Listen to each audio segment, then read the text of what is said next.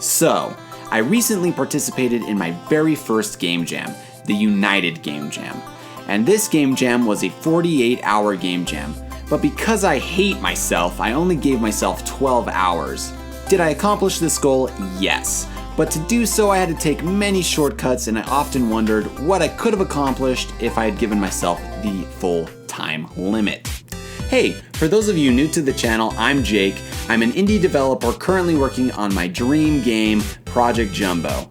I also make videos about various other indie game related topics, and I also do make tutorials, so you should check out the channel. And while you're there, if you could subscribe to the channel and give this video a like, it would really help me out with the YouTube algorithm. Now, going into this project, I didn't want to take too much time away from Jumbo. So I planned out 3 days to work on this project. The first 48 hours were intended to remake / improve on the initial vision of the game, and the last 24 remaining hours were designed to just get everything ready for the Play Store and the Apple App Store. Now, since I'm remaking this, I began thinking of some ways that I could improve the overall game.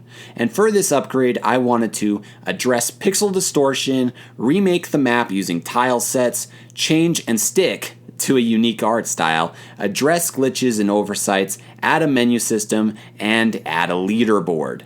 So originally, due to time constraints, I made the entire level in a way that I would definitely not recommend. I created the entire level as a PNG image in Photoshop that I then added an edge collider to. And this is bad for many reasons, so I went out to create a tile set, but before creating this tile set, I needed to pick and stick to an art style. Now, I don't know about you guys, but I recently found this YouTuber named Brandon James Greer, who I will link in the description of this video, but in some of his videos, he limits his pixel art to a color palette of only 4 colors. And I really liked this look, especially with his pixel art in retro Game Boy green. But I knew some people may not appreciate the green color as much as I do, so I decided to make the entire game in a grayscale color, kind of close to the original. And what's cool about this grayscale is I can actually add filters on top of it that will change it to not only be green, but I can also make it red and blue. So with this art style in mind, normally I like to create everything on my own, but because of the time limit, I knew I needed to be as efficient as possible. So I created most of the tile set for this game by myself, but I did take some from a creator on itch.io named Luis Mello, and it's from his pack Tiny Platform Hill. And I'll have a link for the pack in the description of this video. Now, before recreating the world with a new tile set, I first added in a pixel-perfect camera and changed the pixels per unit to 16. However, in doing this, I completely destroyed my game. By changing the pixel per unit from 100 to 16, it increased the size of everything to how it should have looked originally, but the physics of the character were all based on that lower size. But after painstakingly recreating all of the physics, I finished it to a point that I liked, and I went to work on adding in touch controls. Now, due to the original game being part of a game jam, it did come with a theme. And the theme of the game jam was 2. And because the game was completely designed around that, I wanted to bring that in to the mobile version. So to create a system for running and jumping in either direction, I designed a system that was very similar to the original. And this system looks for the first touch on the device, and if that touch was on, let's say, the right side of the screen, I would set what I call button 1 to equal right. And what button 1 is it's just an enum that either is left or right. So if the user was to press anywhere else on the screen while still holding with the original touch, Marshy would then jump in the direction that he was currently traveling in. So with the touch controls working very similarly to how they were originally with the keyboard, I wanted to take the opportunity to add in a little bit of functionality that was suggested from the original game. And by far, the thing that most people were asking for was a way to jump straight up. So to do this, I made it so if the user presses both sides of the screen at the same time, he will jump straight up.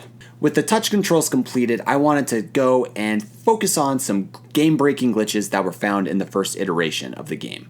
And these main glitches included the lava jump and the double jump.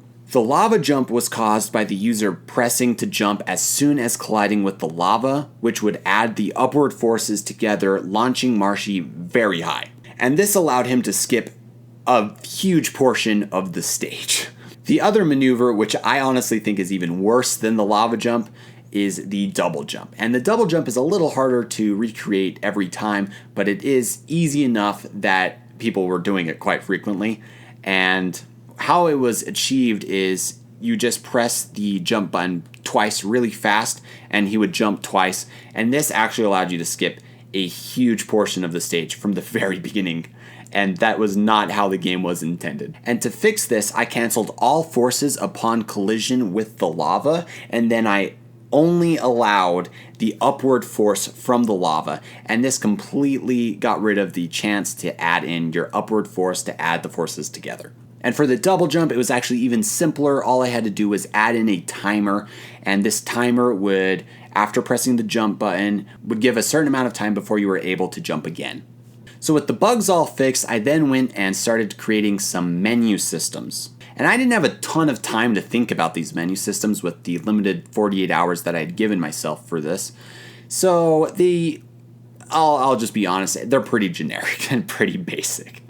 But it's just a menu system, who cares? Next, I wanted to go out and make the game a little bit more competitive, and the easiest way to do this would be to add a leaderboard.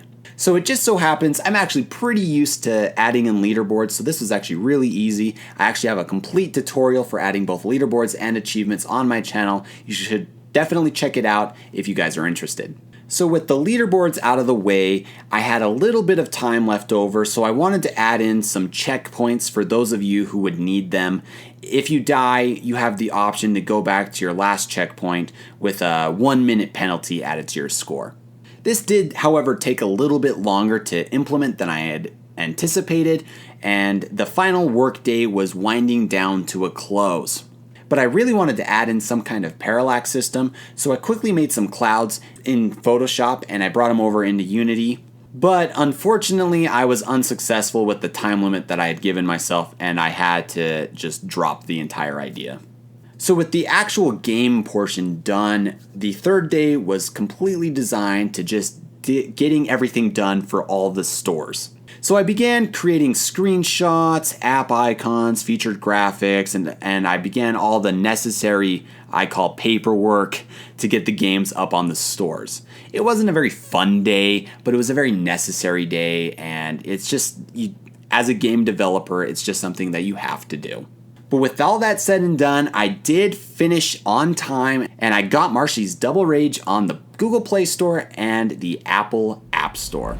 So what do you guys think about Marshy's Double Rage? The game is out on both platforms for only $1. Downloading the game will really help support me to keep creating content for YouTube, and it'll also help me on my journey to becoming a great indie game developer. Anyway, I hope you guys enjoyed this video, and I'll see you guys in the next one.